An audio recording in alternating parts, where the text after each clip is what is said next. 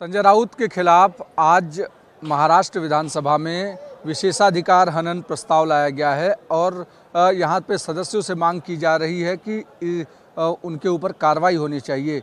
शिवसेना के सांसद हमारे साथ प्रताप जाधव हैं। प्रताप भाऊ, जिस तरीके से संजय राउत का वक्तव्य है उसे कैसे देखते हैं? ये देखो, संजय राउत हर रोज़ ही हमारे नेता के ऊपर, शिवसेना के पार्टी के ऊपर बहुत सारे गलत शब्दों में तो आरोप करते ही रहते थे, लेकिन हम उनके तरफ ज़्यादा ख्याल नहीं देते थे कि पहले 2.5 साल ये लोग कुछ भी नहीं बोलते थे।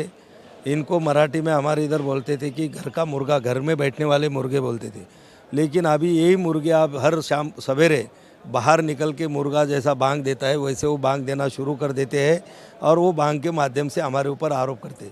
लेकिन कल कोल्हापुर में इन्होंने हद कर दी कि उन्होंने सिर्फ शिवसेना को ही चोर नहीं कहा, पूरे विधिमंडल के लोगों को और विधिमंडल को चोर कह दिया।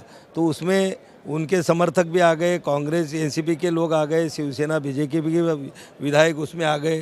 तो ये बहुत सीरियस है कि जो हमारे महाराष्ट्र का सर्वोच्च सभागृह है इसका सम्मान रखना चाहिए, वहाँ के विधायकों का सम्मान रखना चाहिए। जो उन्होंने चोर ये शब्द उन्होंने कहा, निश्चित रूप से उन पर विशेष अधिकार हनन का प्रस्ताव लाया गया है और वो पूरा साबित भी होगा और उनको सज़ा भी मिलेगी।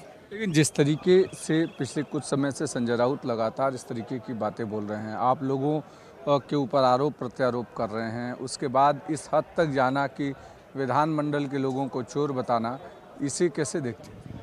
नहीं, ये देखिए, अभी जब से चुनाव आयोग का जो निर्णय आया, शिवसेना का नाम और शिवसेना का चुनाव चिन्ह जब हमको मिल गया, जब से वो इतने बौखला गए हैं कि उनके पैर तैरे की ज़मीन खिसक रही है। हर रोज़ उनको छोड़ के लोग हमारी शिवसेना में शामिल हो रहे हैं। वो बौखलाए जाने से, जैसा कि कोई एक आधा आदमी बौखलाए जाता है तो कुछ भी बकते रहता है, तो वैसे इनकी बकबक अभी चालू है।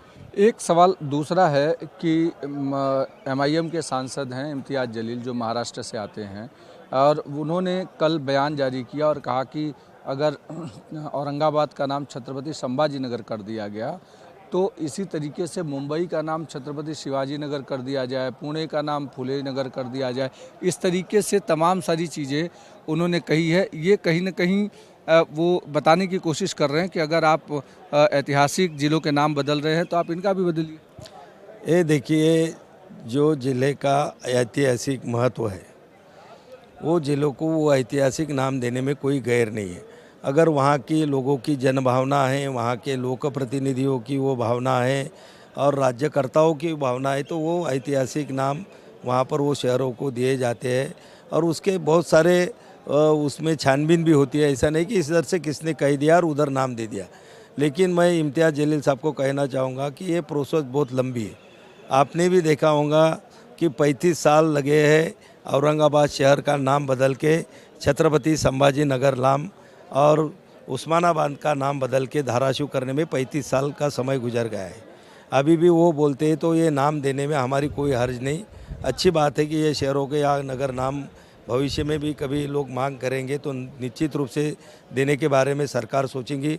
लेकिन इम्तियाज़ जलील साहब को मेरी सलाह है कि आप अपने घर में जो भी अपने बच्चे या पोते पैदा होंगे तो ज़रूर उनके नाम बाबर, औरंगजेब, शाहजहाँ जो भी है तो वो नाम आपके बेटे के रखिए और खुले आसान से उनके नाम की पार्टी गले में लटका के घूमते रहिए। हमारे को उसके कोई भी उसमें तकलीफ नहीं होगी, हमारा कोई विरोध नहीं रहेगा। बिल्कुल। तो जिस तरीके से प्रताप जाधव कह रहे हैं कि ये एक लंबा प्रोसेस होता है, लेकिन उन्होंने इम्तियाज़ जलील के ऊपर कटाक्ष भी किया है। वीडियो स्वप्निल के साथ अभिषेक पांडे, न्यूज़ नेशन, मुंबई।